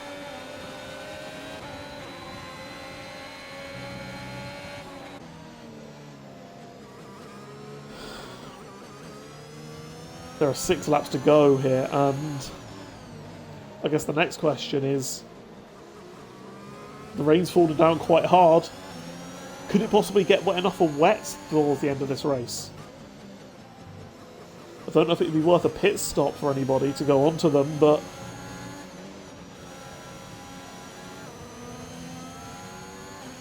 it is certainly getting wetter, and these guys could start to struggle towards the end of this race. But Zach's Beast 25, he's stuck to his guns. He's made those hard tyres last. I did doubt it. Oh, there's a yellow flag, and that is Hypers has crashed. Yellow flag in sector 1. Is there a safety car? There is! There is a full course safety car now. And wow, what do these guys do now? Do they pit for wets? Does anyone pit for wets? I think you've probably got to stay out unless you're maybe someone like Barlow or Hicklin or Jack, who wouldn't really lose out too much going for the wets.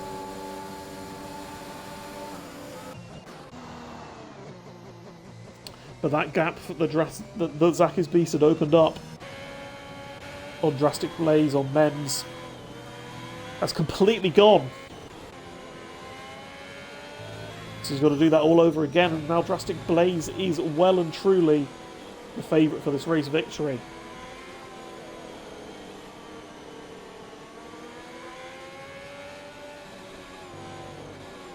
As let's look at the position gained.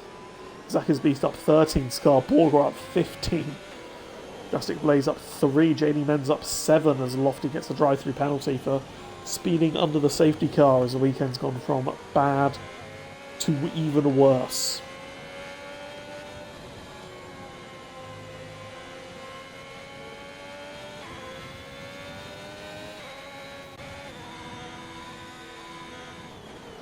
And another person this safety car helps is OG James 96. He is running in P6, but as we see, 3 drivers ahead of him have penalties.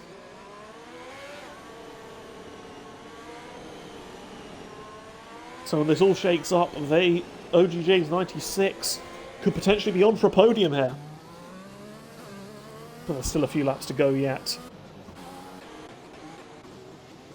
I'm really hoping that someone gambles on the wet tyres here. Because it did say it was going to get wet enough for them by the end of the race. Go on Barlow, go on Hickman, go on Jack, give it a go.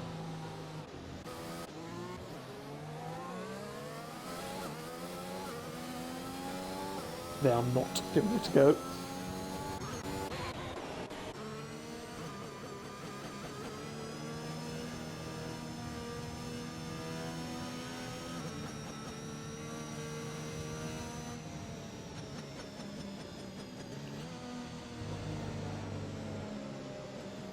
But this is a crazy end to this race. This is the leader. It was Jaylee Menz, then it went to Drastic Blaze, then it went to Zach's Beast, and it went back to Drastic Blaze. Now everyone has been in contention to win this race. That is the unpredictability of wet conditions.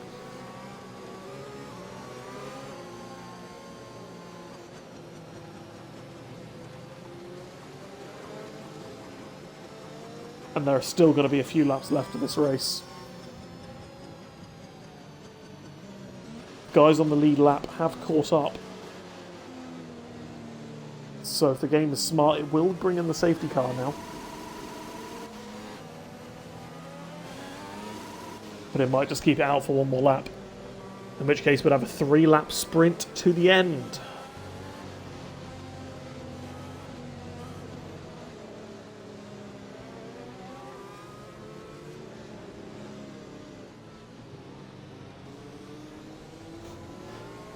Who's going to win this race? Could someone out of the top 5 lose it? Someone out of the top 5.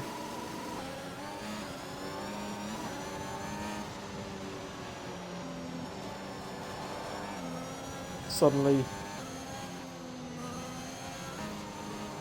this could certainly change an awful lot.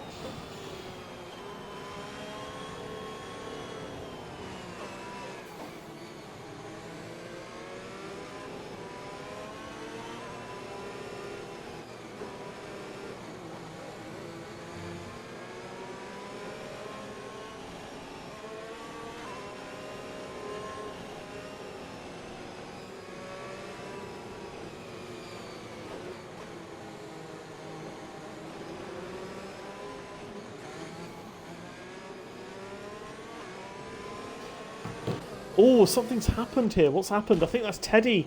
Teddy has crashed under safety car. He's done a George Russell. I was completely just kind of in my own little world and then suddenly saw that Teddy had lost it. And that promotes OG James up another position and even closer to the front and a potential podium. Can we please have your driver of the day votes in the chat? Getting up the positions gained to show you who's potentially worthy of driver of the day.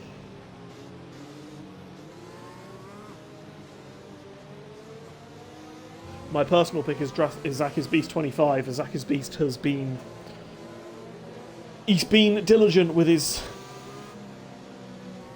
intermediate tyre, with his hard tyres, trying to take them to the rain period as the safety car is now coming in this lap, and that's paid off for Zach's Beast, and he is the only driver to make this one stop work. But of course has that penalty to his name, which could be very crucial. But he's backing up the pack now, and he has set us away. 3 laps between Drastic Blaze and his first ever SLR victory. Unless he got one in Division 3, I don't actually know. But anyway, Zach's Beast is leading them away and looks fairly comfortable at the moment, although one slight moment in the rain and you're very easily gone. That's further back, Jaylee Menz, to be honest, has kind of had this race under control since he took the lead, but this is what can happen when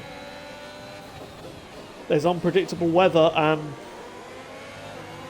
but he is still looking potentially like he could maybe get past Drastic Blaze for that victory. He knows that if he overtakes him, then he will win.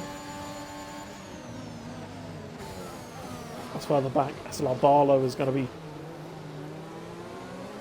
to make up positions. Of course, his penalty is a 5-second penalty for, I believe, a collision, so that could potentially be removed.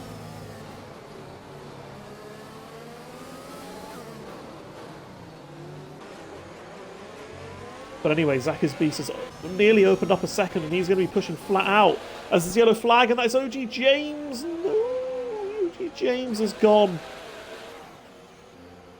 Was looking good for a podium for him, but he's had an off and he has spun. And is now down into P9.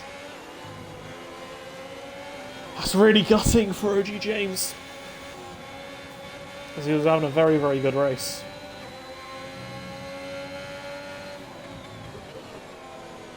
But anyway, further ahead, 2 laps left. The rain has gotten even worse, but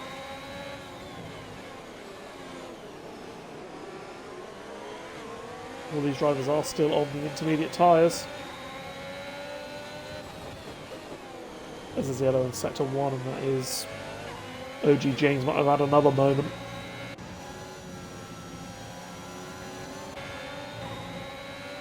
But anyway, on board with Jaylee Menz. He's really going to only have one opportunity to be able to get this race win if he wants it bad enough.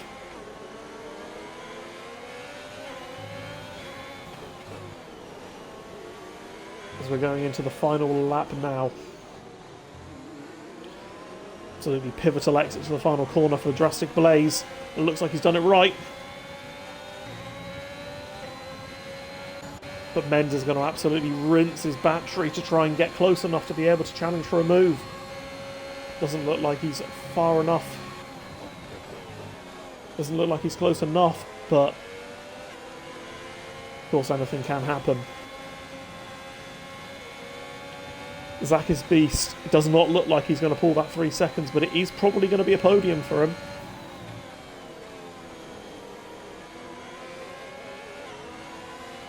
But the main battle for the lead is the one that I am on board with now.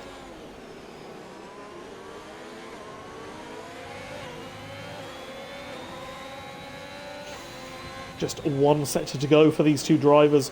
Neither of them have got a victory in SLR yet.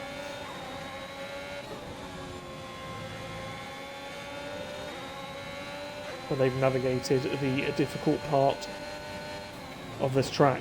Final sector is slow. You can kind of take it as slowly as you want. There's barely any overtaking opportunities there. But as we know from his overtaking this race, if one person can find those overtaking opportunities, it would be Jaylee Menz.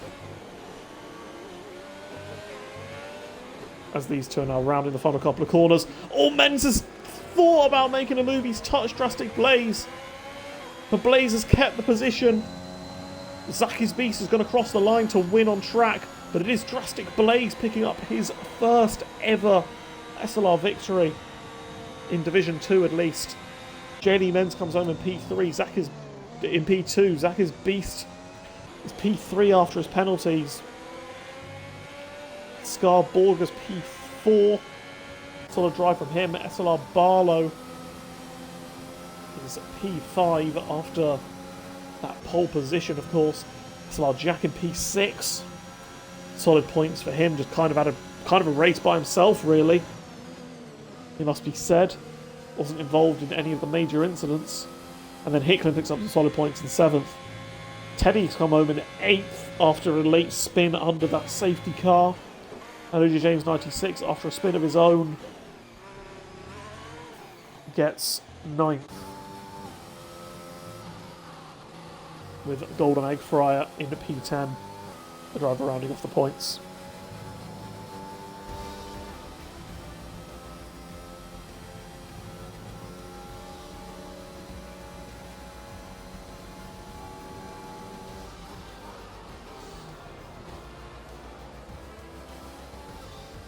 What a race.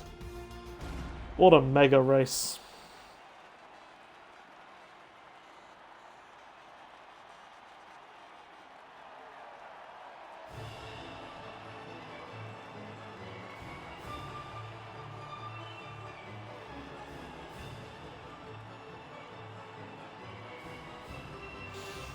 Sadly, there's going to be no interviews for the top three because my Twitch is playing up, and I can see it's not. It's doing the same thing as it did last week, and I think that means that won't be able to hear anyone else in the party. It didn't flash up saying that my audio is included in the party. But anyway, your podium finishers: Jurassic Blaze, who started 5th, Jaylee Menz, who started 10th, Zach's Beast, who started 14th. Qualifying is overrated. Who needs qualifying? Scarborger certainly didn't, coming P4 after starting in 19th position. I'm pretty sure he was in the wall a couple of times in the race as well, so certainly be very happy with that. Barlow, of course, comes home in P5.